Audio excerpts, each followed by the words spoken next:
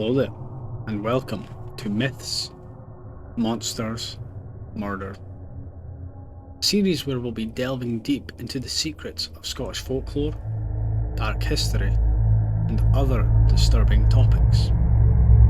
Featured in this episode, the Kelpie, an aquatic mythical being commonly described as a shape-shifting beast who mercilessly kills its victims. But before we get there, let's rewind just a wee bit, shall we?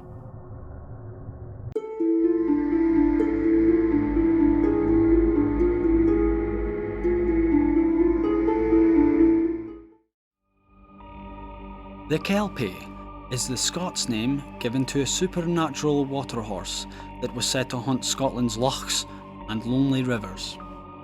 It has usually been described as appearing as a horse, yet is able to also adopt human form.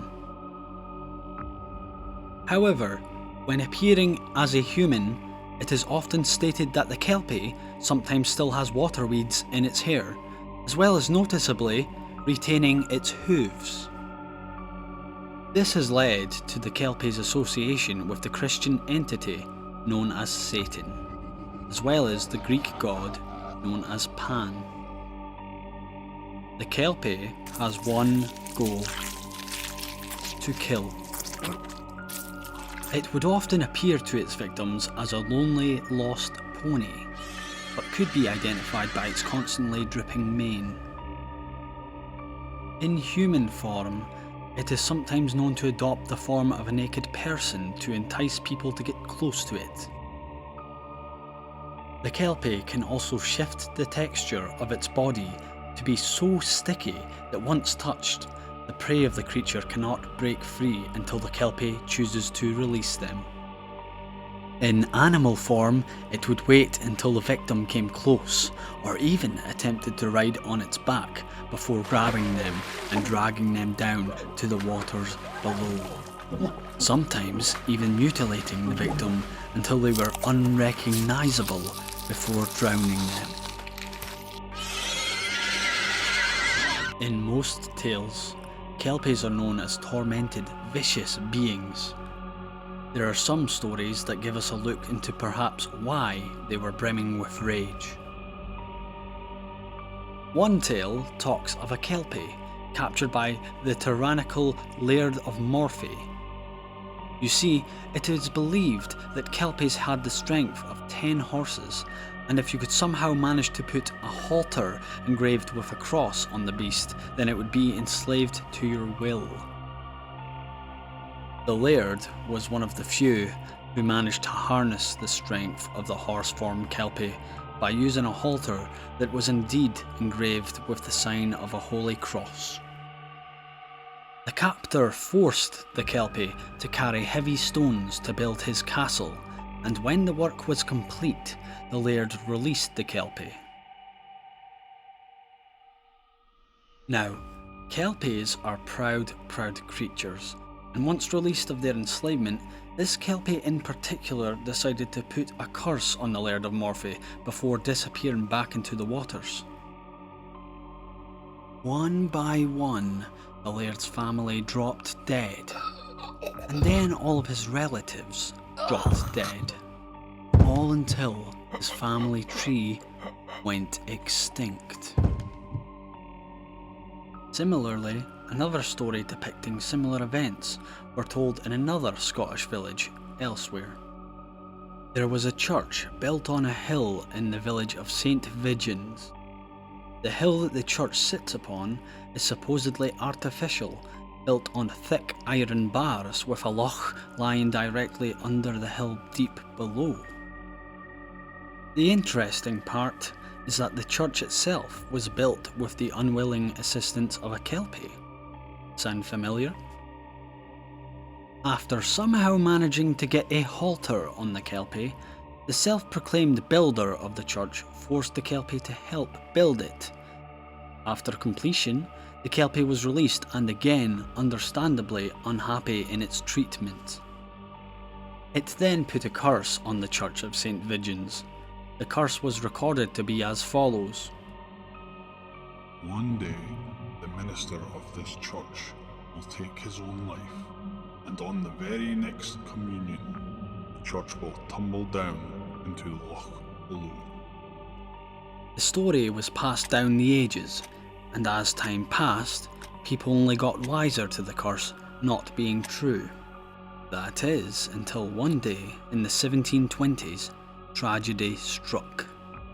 The minister of the church took his own life, just like the curse had stated. From this point, the whole village refused to hold communion there for fear that the church would come crashing down to the loch below.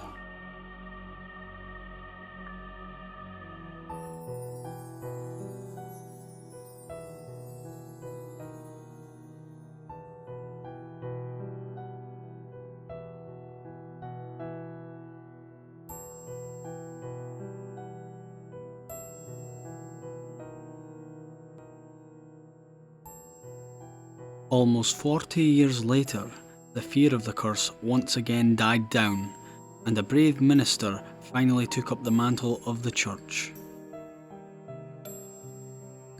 Just before the first communion in decades, the entire congregation ran outside to watch from a safe distance, with hundreds of people there fully expecting the church to collapse. Luckily, as you can see, this didn't happen.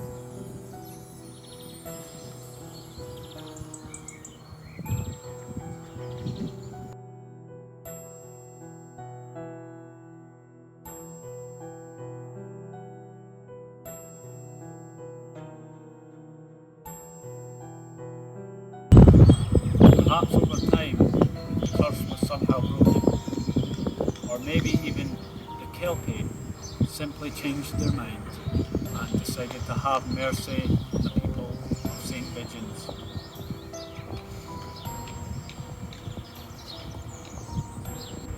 Either way, the people of St. Vigen's are very fortunate that the curse was never fulfilled. Or at least not yet, anyway.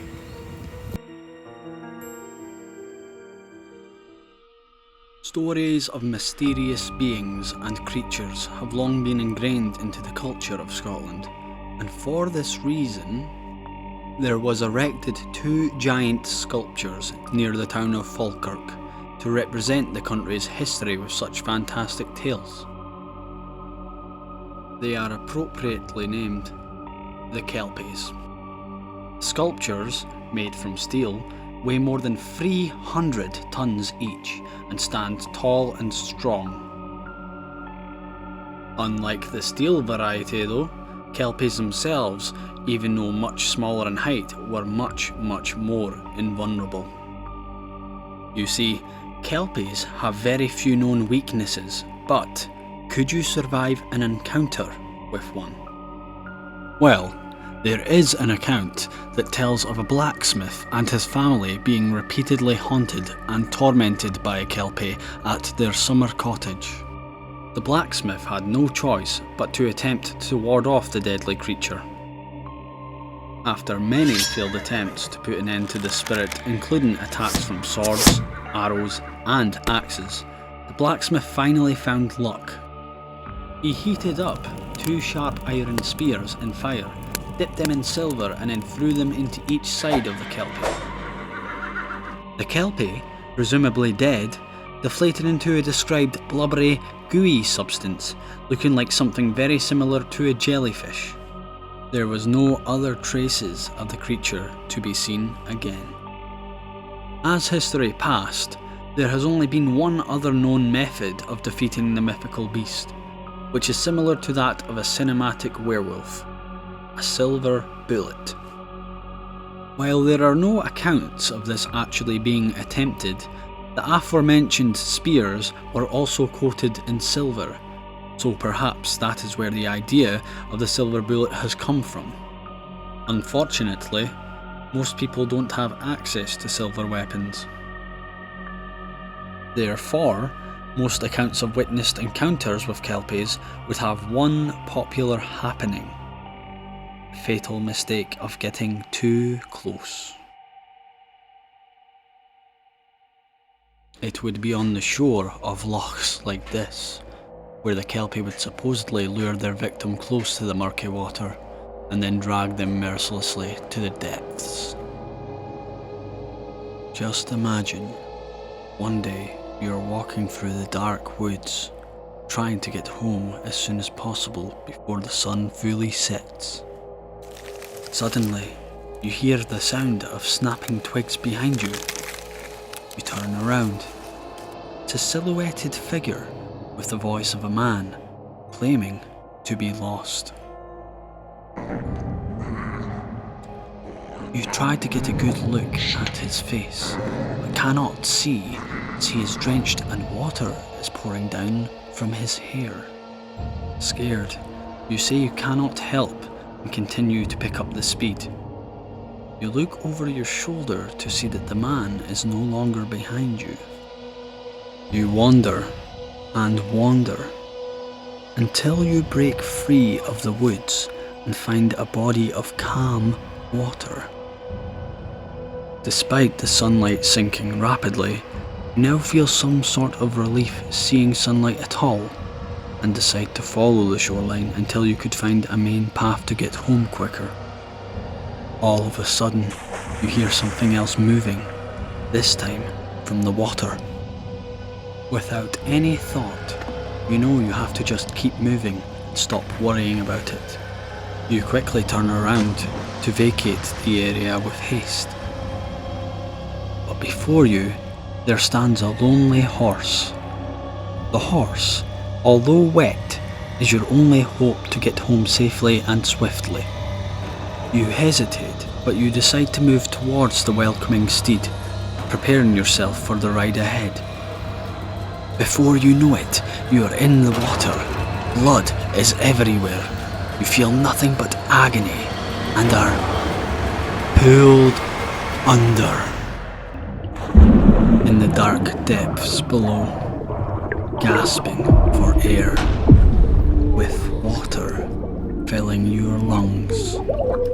You can see nothing in the murky waters. It is complete darkness. You decide to turn around one last time as the glowing eyes of the Kelpie approach you. This would be the last thing you would see before an agonizing demise. It's a very disturbing thought, yet also very fascinating. One thing we do know for certain is that Scotland's history and culture as a land of fairy tales, fantasy and magic will be everlasting. After all, the unicorn is our national animal. I sincerely hope you enjoyed this episode. If you have any sort of recommendations for which kind of video you would like to see next, or which kind of story you would like to hear, then please do not hesitate to comment in the section below. That's it for today, guys. I'll catch you in the next one. Stay scared and stay safe. They're not actually as big as we thought they would be.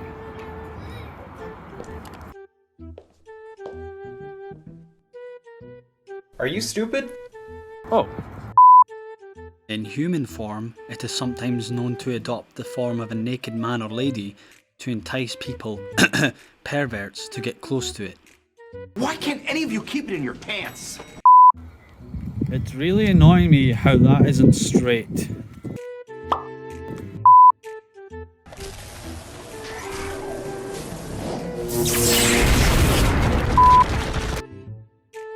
It worked. Guys, it worked. Oh my god.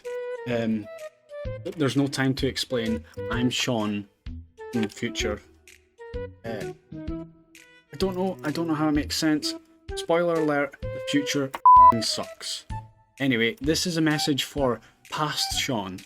The winning lottery numbers are 14, 49, 63, and... Oh, no, 52! No! Time travel sucks anyway.